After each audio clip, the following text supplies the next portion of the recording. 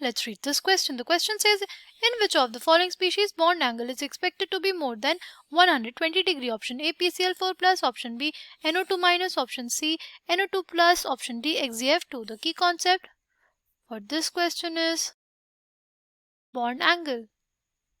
Bond angle क्या होता है हमारे पास? बॉन्ड एंगल इज बेसिकली जो हमारा एंगल होता है दो बॉन्ड्स के बीच में, राइट?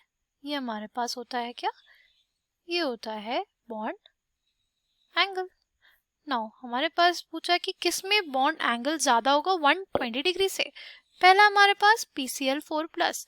PCl4 प्लस जो होता है हमारे, उसके लिए हम लोग स्टेरिक नंबर अगर निकालें तो स्टेरिक नंबर हो जाएगा हमारा फॉस्फोरस के 5 इलेक्ट्रॉन्स, उसमें से एक निकाल दिया 4, उसने बॉन्डिंग कर ली क्लोरीन के साथ, यानी 4 सिग्मा बॉन्ड्स, उसके पास लोन पेयर्स नहीं होते, राइट? फिर हमारे पास उसका जो हाइब्रिडाइजेशन आएगा वो आएगा टेट्राहेड्रल, मतलब sp3 आएगा हाइब्रिडाइजेशन, और जो ज्योमेट्री आएगी हमारे पास वो आएगी टेट्राहेड्रल। ओके, तो टेट्राहेड्रल जो ज्योमेट्री होती है उसमें हमारे पास जो एंगल्स होते हैं, बॉन्ड एंगल जो होता है वो 109 डिग्री 28 मिनट्स होता है, तो 120 से ज़्यादा नहीं होगा। ओके, ऑप्शन बी है हमारे पास NO2 माइनस है, फिर हमारे पास NO2 प्लस है, राइट? NO2 माइनस का अगर देखें, नाइट्रोजन के पास हमारे पास होते हैं 5 इलेक्ट्रॉन, 5 में एक ऐड हो गया यानी 6 इलेक्ट्रॉन है, और ऑक्सीजन से, एक ऑक्सीजन से वो डबल बॉन्ड बनाएगा और दूसरे से वो हमारे पास एक कोऑर्डिनेट बॉन्ड बनाएगा, राइट? फिर हमारे पास 2 इलेक्ट्रॉन और बच गए, राइट? तो इसका जो हमारे पास स्टेरिक नंबर आ जाएगा वो हो जाएगा 2 + 1 3। ओके, ये हमारे पास क्या हो जाएगा? हाइब्रिडाइजेशन sp2, जो उसकी ज्योमेट्री आएगी वो आएगी ट्राइगोनल प्लेनर, पर जो इसका शेप आएगा वो आ जाएगा बेंट। अगर हम लोग देखें बॉन्ड एंगल, तो जो बॉन्ड एंगल होगा वो हमारा कम हो जाएगा 120 डिग्री से, क्योंकि ट्राइगोनल प्लेनर में हमारे पास 120 डिग्री होता है, बट अगर वो हमारे पास बेंट स्ट्रक्चर आएगा तो जो लोन पेयर और बॉन्ड पेयर में रिपल्शन होगा उसकी वजह से बॉन्ड एंगल कम हो जाता है।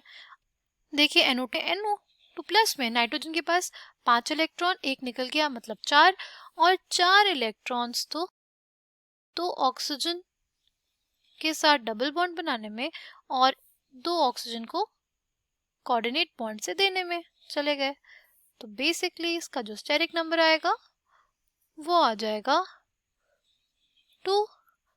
हाइब्रिडाइजेशन sp, ज्योमेट्री और शेप सेम हो जाएंगे क्योंकि लोन पेयर्स नहीं है इसके पास, वो आ जाएगा लीनियर।